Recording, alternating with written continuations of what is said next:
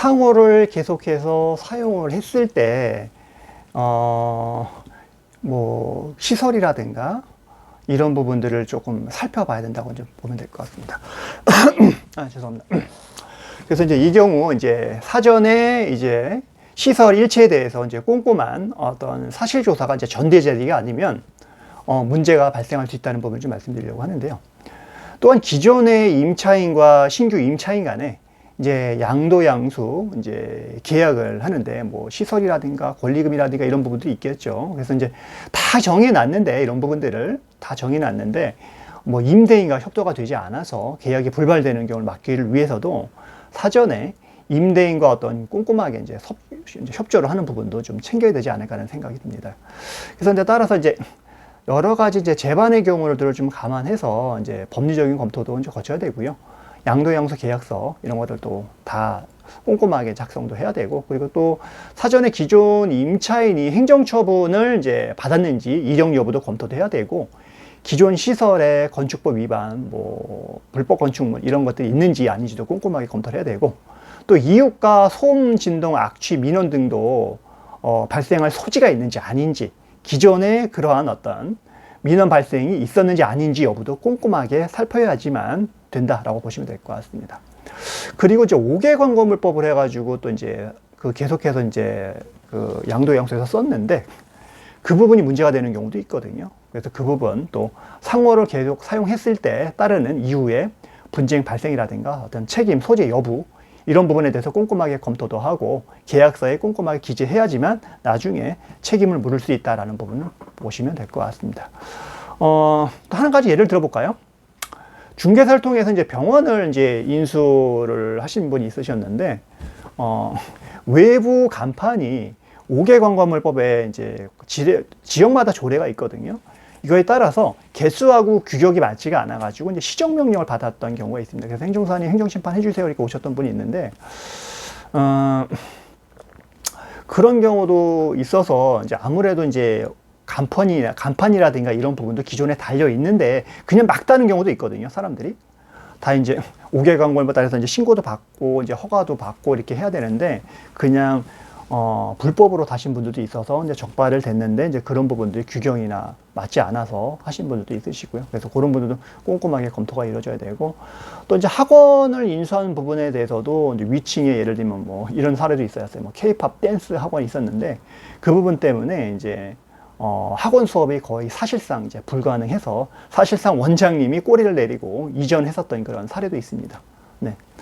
그 다음에 이제 일반 음식점 같은 경우에는 이제 뭐 도박장을 이제 개전해서 도박하는 거를 이제 개장을 해서 문제가 돼서 전 대표가 이제 형사처벌을 받았는데, 뭐 이런 처분은 대부분 이제 대물적 행정처분이잖아요. 그러면은 그대로 이제 행정처분이 이제 승계 문제를 검토를 해야 되는데 그 부분을 이제 검토를 하지 않아서 이제 행정처분을 이제 양수하신 대표님께서 이제 받아서 했던 부분들, 이런 부분들도 있으십니다. 여러 가지 뭐 구체적인 여러 가지 뭐 스토리는 있지만 다 이제 그래서 말씀드릴 수는 없고요. 그래서 이런 사례들도 있어서, 그래서 인허가를 요하는 사업 같은 경우에는 양도양수 문제 할 때 그 비법률 전문가들한테 그냥 일반적인 컨설팅 받거나 이제 대충 매번 돌아가는 어떤 인허가 서류만 작성해서 대충 넣어서 이런 부분은 안 되고, 관련된 법적으로 발생할 수 있는 어떤 위험에 대한 어떤 해지 검토라든 것도 같이 이루어져야 된다는 것을 말씀드리고 싶습니다. 네.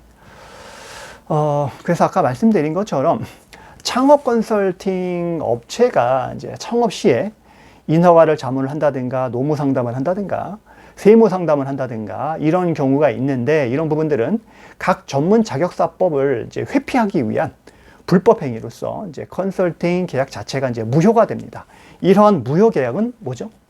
원인 행위 자체가 무효이기 때문에 부당이득 반환의 문제가 이제 법리적으로 발생을 합니다. 그래서 기존에 준 수수료도 내가 다 받을 수 있습니다. 좀 알고 계시고요. 소비자 권리이기 때문에. 그래서 따라서 각 분야별 행정, 세무, 법무 등 각 전문 자격사들의 어떤 자문을 받아서 하는 것이 이제 정도이지, 컨설팅 업체가 조금 아는 여러 가지 절차적으로 흘러가는 것만 알고 이제 하셨다가는 나중에 이러한 어떤 심도 있는 어떤 법적인 문제로 해서 그 업체와 여러 가지 이제 갈등이 발생할 수 있을 수도 있다라는 것을 아시면 될 것 같습니다. 네.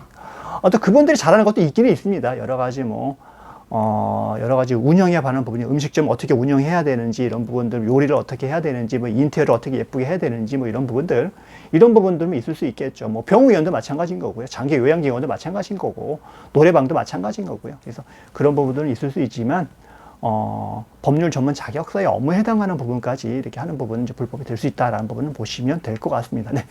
오늘 강의는 여기서 마치고요. 좋은 내용을 준비를 한다고 했는데, 제가 좀 다른 분들처럼 뭐 PPT를 준비해서 제가 말씀드린 게 아니라 제가 이제 경험하고 한 부분들은 이제 일반적인 내용들, 그 다음에 이제 중요한 부분들을 제가 생각나는 대로 말씀을 드리는 부분이기 때문에 조금 부족하다고 생각할 수는 있지만, 제가 좀 준비해서 이렇게 말씀하는 것보다는 이제 제 경험상 이렇게 바로바로 말씀드리는 게 좋을 거고 생생할 것 같아서 이렇게 준비를 해봤습니다. 네, 그래서 창업에 관련된 부분들은 좀 궁금하시게 되면 아래 전화번호가 있으면 언제든 연락을 주시고요. 특히나 이제 인허가 관련된 행정 법률에 관한 어떤 사업들 굉장히 많으시죠. 아까 말씀드린 것처럼 그런 사업들 관한 부분들은 언제든 연락을 주시면 제가 말씀드리도록 하겠습니다. 오늘 여기까지 하고요. 마지막으로 좋아요, 구독, 알람 설정까지 해주시면 저에게 큰 힘이 될 것 같습니다. 네, 오늘 여기까지 하겠습니다. 감사합니다.